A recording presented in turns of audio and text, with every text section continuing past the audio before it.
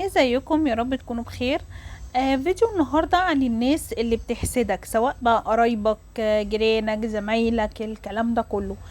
لما يكون حتى ليك قريب وبيحسدك في شغلك، وان انت بقى بتشتغل مثلا شغلة ثابتة وولاده ما بيشتغلوش شغلة ثابتة، وعلى طول باصص لك في شغلك، ده بيشتغل ده بيشتغل وانا ولادي. وانا في ناس بقى بتبقى يعني حتى لو قرايب بيبقوا عايزين الخير كله لولادهم ولنفسهم بس، مش عايزين لك اي خير، هو عايزين ياخدوا منك الخير ده ويدوه لولادهم.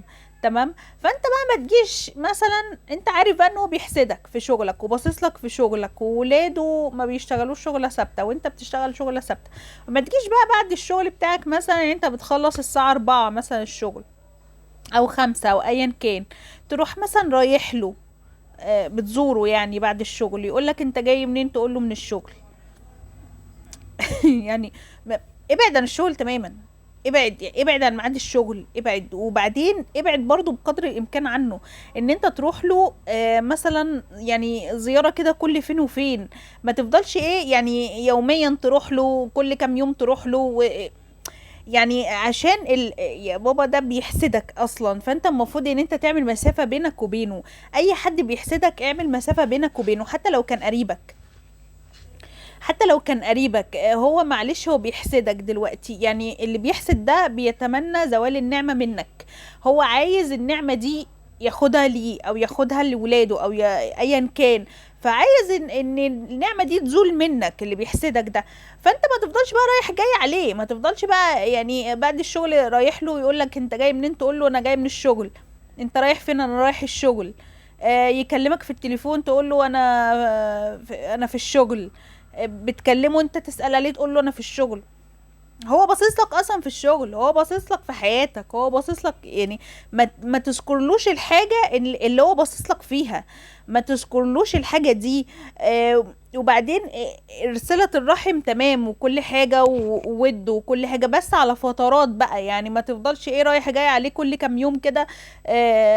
ده حبيبي، ده قريبي، ده حبيبي، ده صاحبي، ده هو صاحبك وقريبك وكل حاجة وحبيبك وكل حاجة، بس على فترات يعني، مش دايما، مش على طول رايح جاي عليه، علشان هو بيحسدك. الحسد ده يا جماعة مذكور في القرآن، يعني محدش يقول بقى مفيش حسد ومفيش حسد وان احنا المفروض ما نحطش الكلام ده في دماغنا وكل حاجة، بس هو موجود.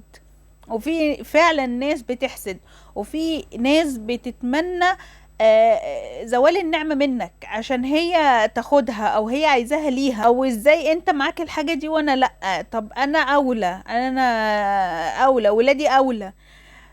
فالناس دي نبعد عنها بقدر الامكان علشان حياتنا تبقى هادية شوية ونستمر بعيد عنهم وبعيد عن عينيهم، علشان آه طول ما هم باصينلك في حياتك وشغلك حياتك هتتعطل وشغلك هيتعطل وهم اللي ما بيتملكش الخير ده وبيحسدك في حاجة وعايز النعمة تزول منك عشان هو ياخدها.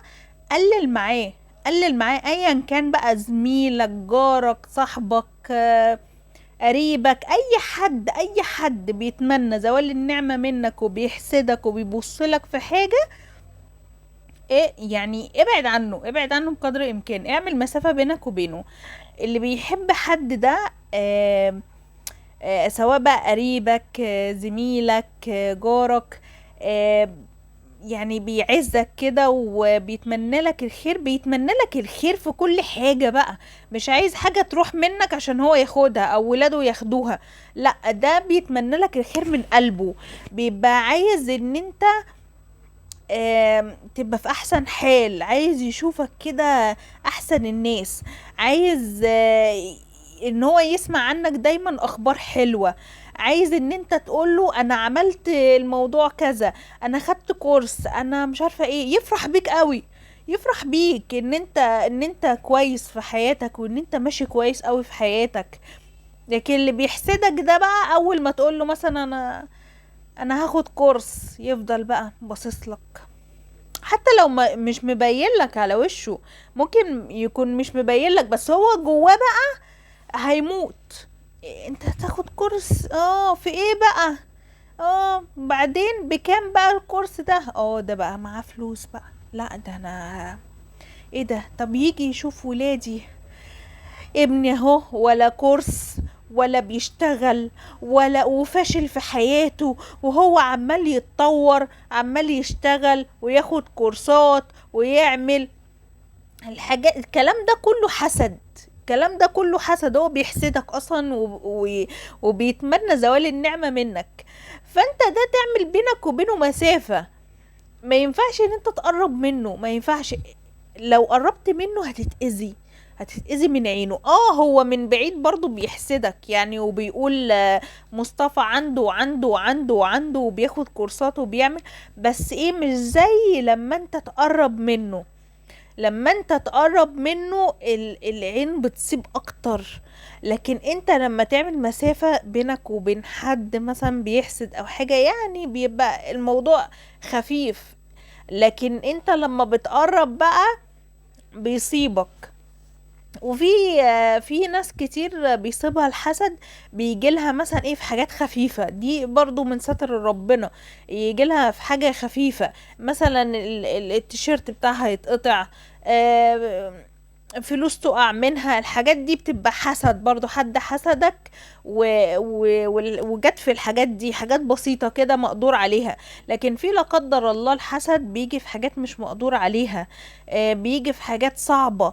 بيجي مثلا نعوذ بالله يعني في صورة مرض او حاجة.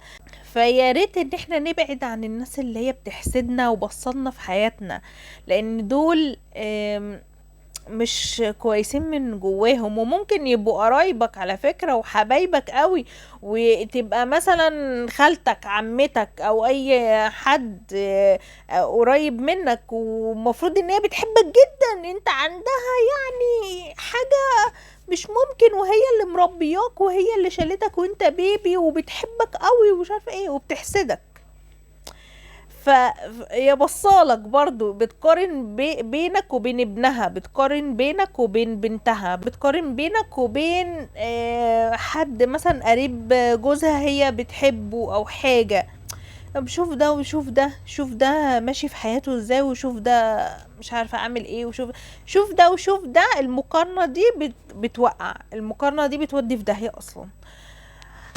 بس كده، ده كان فيديو النهارده، يا رب يكون عجبكم. لو شايفين ان هو ممكن يفيد حد اعملوا له شير، وقولوا لي رايكم في التعليقات، واعملوا لي لايك. ولو انتوا على الفيسبوك او اليوتيوب اعملوا لي متابعة او اشتراك حسب ما بتشوفوني هنا او هنا. واشوفكم فيديو جديد ان شاء الله على خير.